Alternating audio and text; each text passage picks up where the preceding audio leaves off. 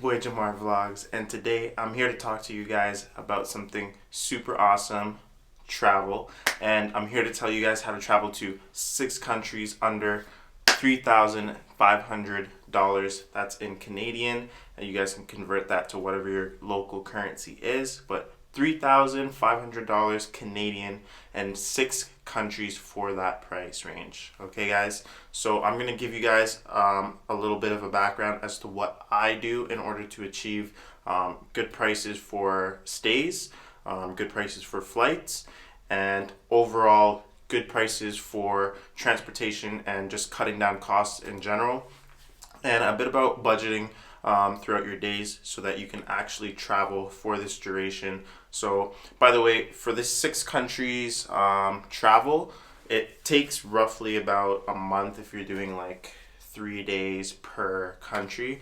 You want to do like roughly like a month so that you have some extra days near the end of the month so that you guys can actually extend a few days in different places if you wish to. All right, guys, so that's what we're going to be talking about today, and I'm going to be showing you guys a bit on a whiteboard that I've drawn up. Now, this whiteboard was actually used to create the actual plan for my trip in June. By the time you guys are seeing this, though, I would have already probably gone on this trip. I'm not 100% sure yet, but June 2020 is the dates that this trip has or will be starting. All right, guys, so I'm going to pull this up for you. So take a look over here. As you can see, we've got Iceland up top here. Alright, guys, now sorry, this is really hard to hold up straight for you guys. Alright, guys, so as you can see, we've got Iceland, London, Berlin, Germany, Vienna, Austria, Hungary, Budapest, and Porto, Portugal. Now, those are the 6 places that I will be traveling to in June, and this entire board basically explains from start to finish the exact things that I'm doing and the price, like the cost for each activity that we're going to be doing, and the overall total, which is in the bottom in blue, for everything that we're doing all together. All right, so I'm going to explain this a little bit more. So as you can see, I'm going to the famous Blue Lagoon. We're going to be kind of having like a little spa, chill day kind of thing. And from the Blue Lagoon, we're going to be going on a jet boat tour, which is going to be going through the mountains and like natural water flows of Iceland, which is going to be really, really cool and intense. It's a speedboat tour, by the way, like jet boats. So then from there, we've got the Airbnb.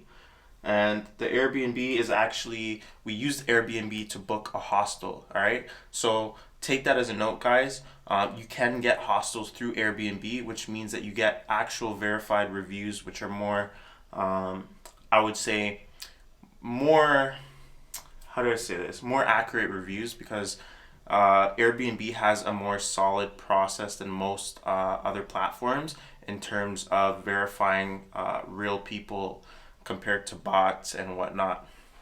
Alright, sorry guys, excuse the autofocus. So yeah, if you can use Airbnb, it's one of the better ones to kind of get accurate reviews and not the best deals, but you know that you're gonna have a decent stay. Alright guys, so as you can see, I've got the prices for everything beside them, so just take note. I'm not gonna announce all the prices for everything because you can see them. But the way I'm going to just explain how I got them for those prices.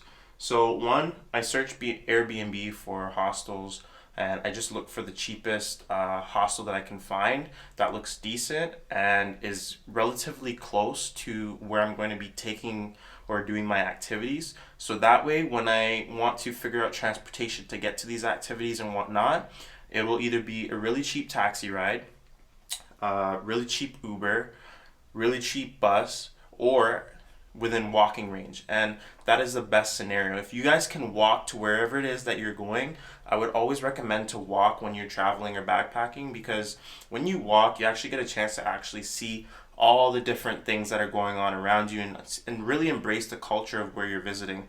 So walking is always the best option if you have the time and luxury of doing that.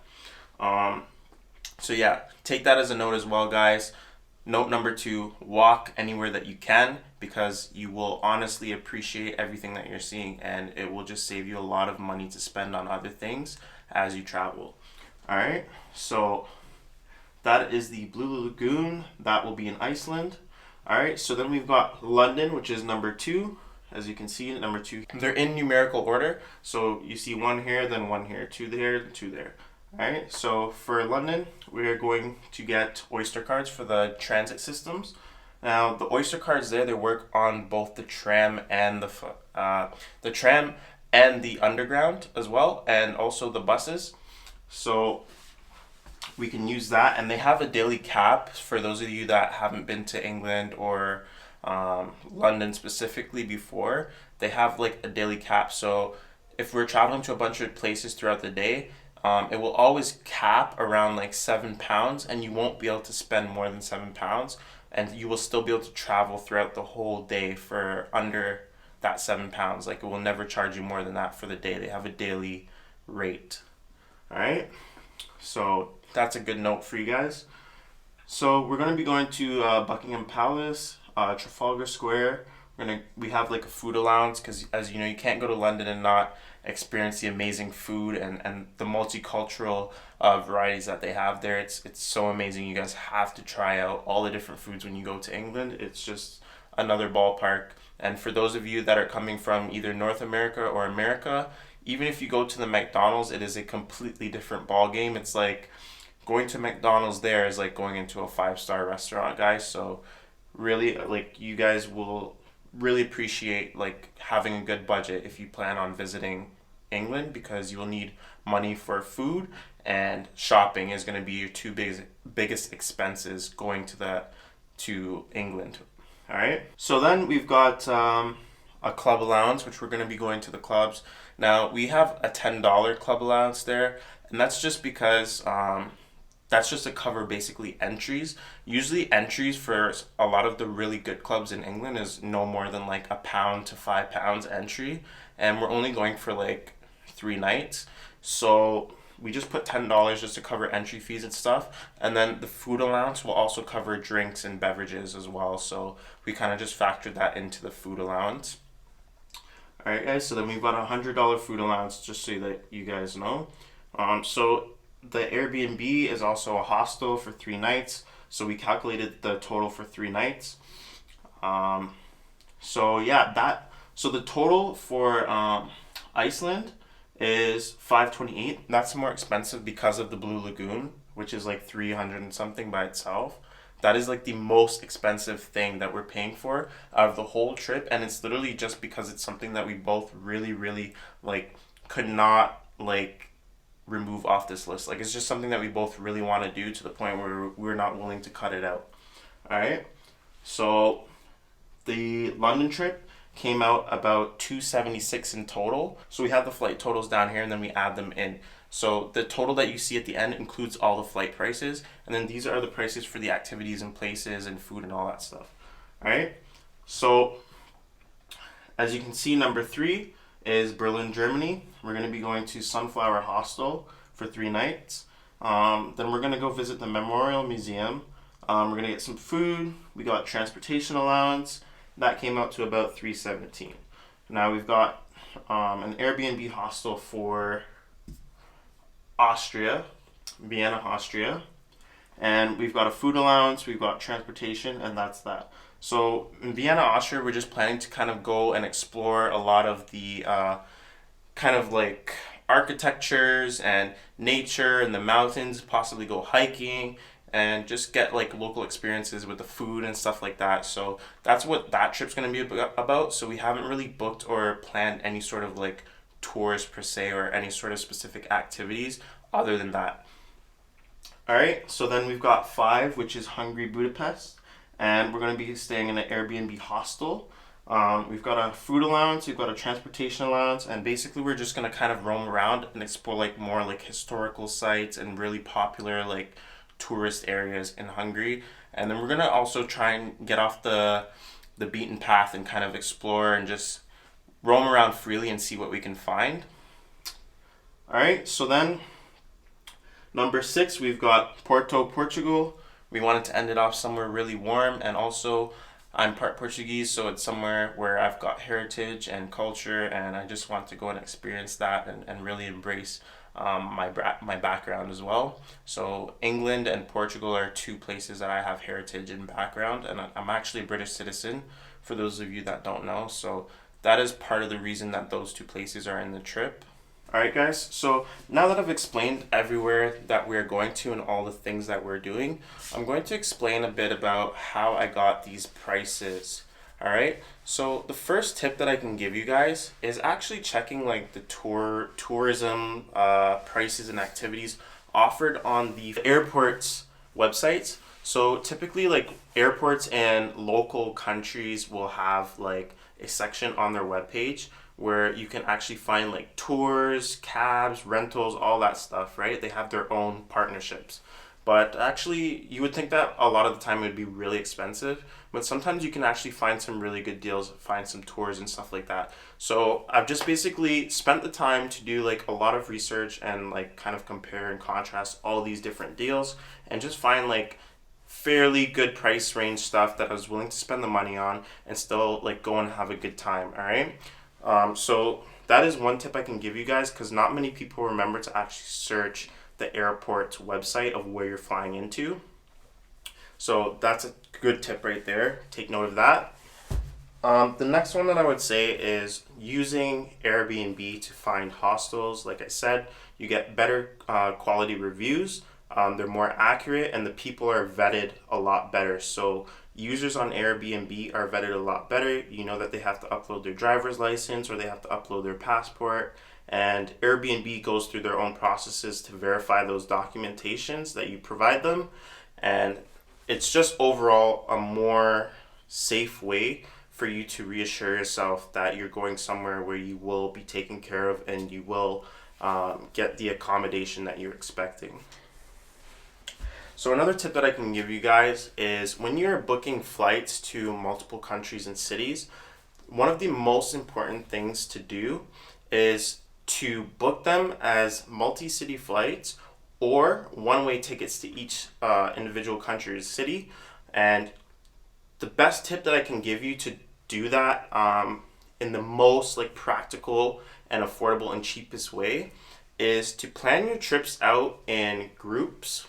Now, I know for most people, they have probably maybe a top 5. Let's say they have a top 5 list of places that they want to go to, right?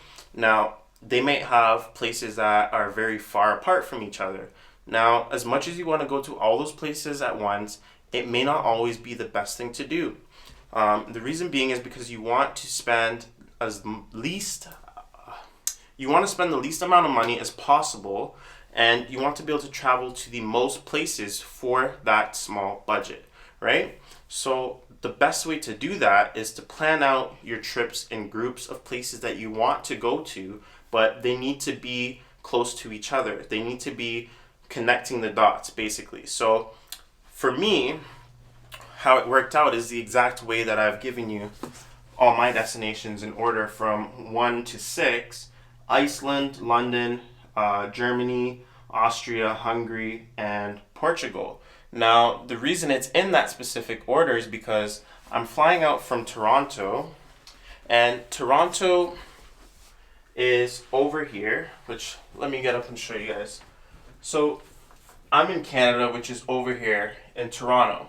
Now, from Toronto, I fly over here to Iceland, and then from Iceland, we're going to go into England. Then from England, we're going to be going to Germany. Then from Germany, we're going to be going to Vienna, Austria. Then from Austria, we're going to be going to Hungary, Budapest. And then from Hungary, Budapest, we circle back around to Portugal. And then from Portugal, we're circling back to Toronto.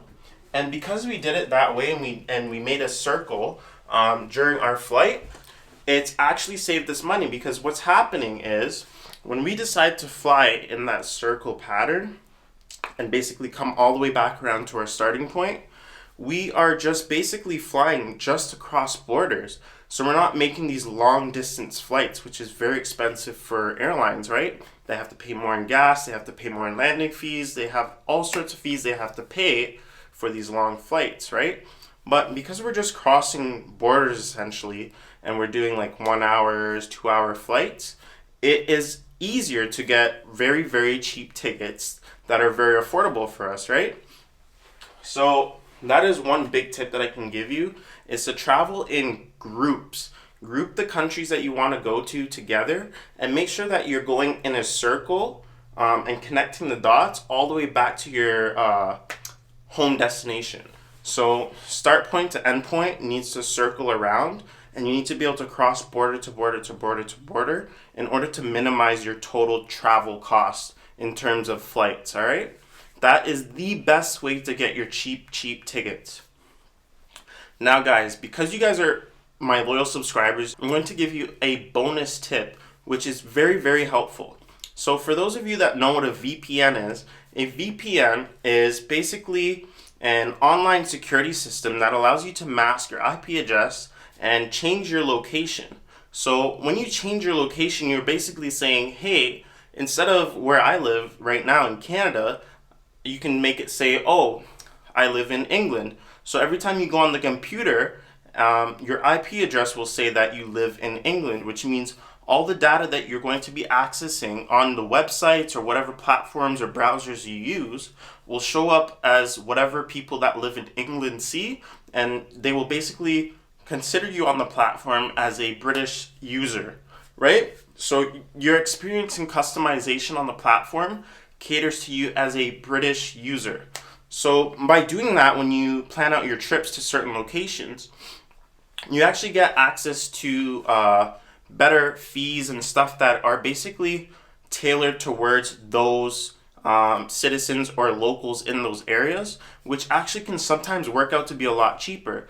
For example, when I'm booking tickets here in Canada, everything is a lot more expensive for us because we're very far from all the countries in Europe and the United Kingdom. So naturally, they have to charge us more, right? But let's say for my ticket from Canada over to Iceland,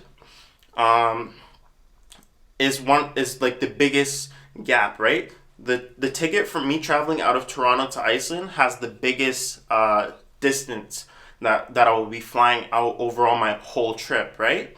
So I'll book that one trip from Canada, okay? But then I'll switch my IP address on the VPN and book the rest of my trips across Europe from England or London, which is a very, very big airport, which also means the bigger the airport, the more likelihood you will get offered lower rates because there's bigger airlines that can afford to give you the low rates just to fill their seats, right? So that is another tip, guys. Take note of that. So when I switch my VPN to London now, what will happen is because London is kind of cohesively like networked with Europe and there's such a close-knitted network, they offer a lot of low travel fares for British citizens to fly from England over to Europe very affordably. Like I'm talking like anywhere from like £3-4 to like 10, 20, 30, maybe even 50 quid, right? So this is actually a lot cheaper booking that way than it would be if you were to book from, say, another platform from England, or say it would be a lot cheaper than if you were to book from Toronto, Canada, because what's going to happen is they're going to see the distance that we are from Europe through our IP address, and they're going to automatically tailor rates to us based on that distance that we have to travel, which means that they're going to know that, oh, these people are really far away, so they won't know the difference between what, let's say, locals, counting the UK and Europe as a whole, are accustomed to, right? So they'll say, well, hey, these Canadians have a very long distance, so they're not going to notice if we charge them a lot more because it's a long distance, right? They're going to expect to pay more, right?